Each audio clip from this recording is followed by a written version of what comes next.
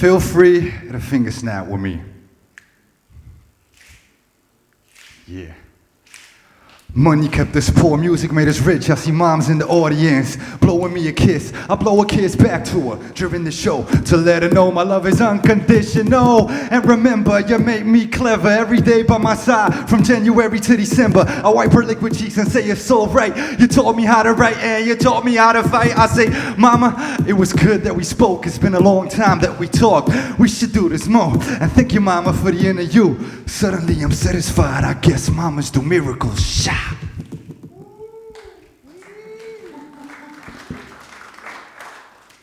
In case you thought hip-hop was about money, violence, and drugs, you're wrong. Hip-hop's about love. Talking about love, I was born and raised in a town in the Netherlands called Gorkum, and I love my hometown. I grew up in a neighborhood called the Haarwijk amongst different nationalities. Now, some people might call it a disadvantaged neighborhood, but I never understood why. Is it because there's a lack of intellect or education? Or is it because people start their lives with a disadvantage? In my opinion, I just grew up in a great place where I learned a lot about diversity. For example, when my mother made delicious stuff like spanakoti she shared it with our neighbors. When our Turkish neighbors made shish kebab, they did the same. And when our Moroccan neighbors made couscous, mwah. And I believe food is love, by the way. So when I went to elementary school, all these nationalities came together. We were united and we treated each other equally. Now, that changed when I started attending high school. I looked different, I listened to strange music, and I was one of the few foreigners in my class. By the time I was 14, I realized that some people saw me as a stranger, although I was born here. And back then, I listened to American hip-hop music. Now, these rappers, they spoke about problems that minorities faced in America, police brutality, racism, something I could relate to. And I couldn't express my feelings, my friends neither, and some of them went to youth prison, and I became a little bit of a rebel as well, in and outside of class. Finally, I ended up at the head deputy's office, and she told me, Jorgo, you've been suspended so many times this month, you've been kicked out so many times this month, we need to suspend you. Now, this issue right here is bigger than just suspension. You gotta understand that my parents, they moved from Greece to the Netherlands to create opportunities they never had. They didn't have the luxury to finish their school or to develop themselves. If they would receive a letter from my school where they would read about my stupid and reckless behavior, I would disappoint them big time. So I begged my head deputy not to suspend me and to send me back to class. Now, eventually, she agreed. Instead of wilding out verbally now, I started to express myself in writing. Now, these words I wrote down became sentences, these sentences became poems, and these poems became raps. Now, this was the best thing that can happen to me. I started to perform a couple of years later, and I want you to take a walk in my shoes. Me and my friends, we started a hip-hop group called Devastators.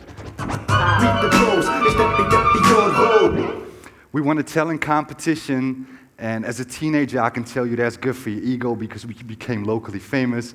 My parents came to shows, they were proud, and that felt great. Later, I hooked up with this trumpet player called Kite Man. Here we go! This is on the spit. Kite Man innovates the script like a Greek myth.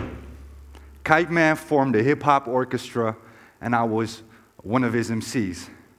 We did a sold-out tour in the Netherlands, a European tour. The album went double platinum. We got awarded several times.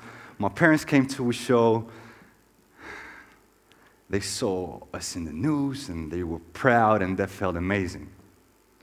Now, after that, I went solo, and I released my first album as Double G.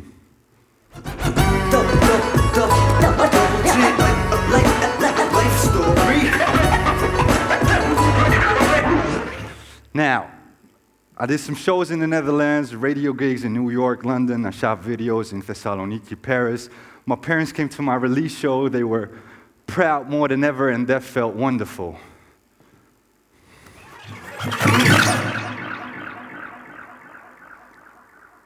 In 2014, something happened that changed my entire life.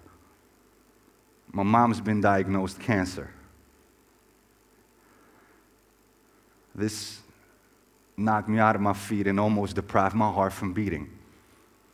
And one morning, my sister called me, and she was like, "Georgios, you need to come home now." And by the sound of her voice, I knew this was bad news. So when I arrived, I saw some police cars in front of our flat. I ran up the stairs, and I heard my sister yelling. Then, I heard my mother crying. But then, I saw a paramedic standing next to my father. He looked to me and said, "I'm sorry, he passed." My father's heart stopped beating during his sleep. The following weeks, my mother's physical condition got worse, and eventually, the 26th of August, 2014, my mom's passed as well. So in 2.5 months, I became an orphan. My father was 53 years old. My mom was 51 years old.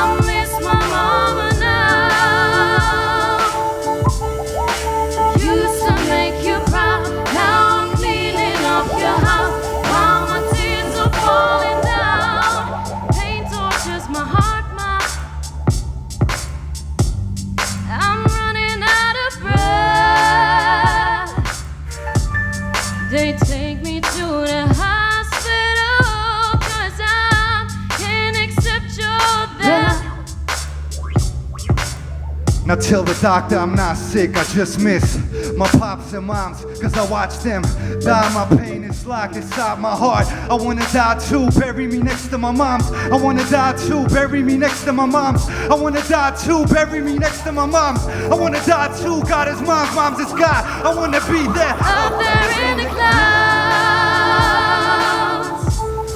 I miss my mama now. I miss my mama now. Used to make you proud, now I'm cleaning up your house while my tears are falling down.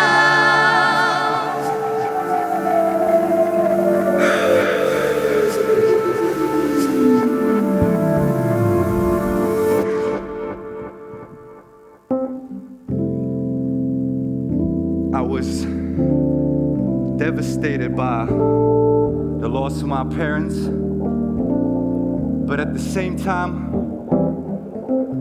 I found out there was another heart knocking. The heart of my first son. These dark times turned my life upside down, and I decided to make a life-changing choice. From now on, I wanted to be happy, not successful. So I opened my curtains again and started making songs, which I hadn't done for a long time. Quite emotional songs, but that's okay. That's why I started making music in the first place, to express my feelings. Now the funny thing is, Darwin had a theory why music hits people in the heart, evolutionary. Darwin proclaimed that people make music to propagate, and he was right, because when I sat down with my wife to listen to our baby's heart for the first time, I was so proud, it felt so great, and I was instantly hit by the following words: School of Hard Knocks. I wanted to teach again, so I wrote a plan to start my own school. And not just a school or institution, but a traineeship, a personal academy where a non-formal way of learning is the key. The traditional school system never really worked for me, and it still doesn't for a lot of youngsters. You wanna know why? I work with people, and we all love to label people, so let's do that for a minute. These creative dropouts, unemployed people, ex-convicted juveniles from disadvantaged neighborhoods, they don't learn from school books. They learn from life, the internet, and Tupac. So during my classes, I don't use school books, but life skills, YouTube, Machiavelli's philosophy, and inspiring role models. Now what I actually do with School of Hard Knocks is complete the opposite of how the most schools operate. When you're not good at mathematics, your teachers tell you to focus more on mathematics, right? Now the result is that we create a society where young adults are afraid to show their talent. I think you should focus more on the subjects you're good at. Everyone deserves a second time around, so do the people I work with. And you know, I believe we can reduce unemployment and help youngsters back to school this way. Actually, we just did. We just finished the pilot session of School of Hard Knocks, where we work with unemployed people. You know what we did? We made music, we have fun, we have philosophized, we did sports. And the result was happiness, and all the competitors found a job. And not just a job, but something that represents their norms and values. But the most beautiful reward was that one of my students, his name is Bilal, he calls me dad.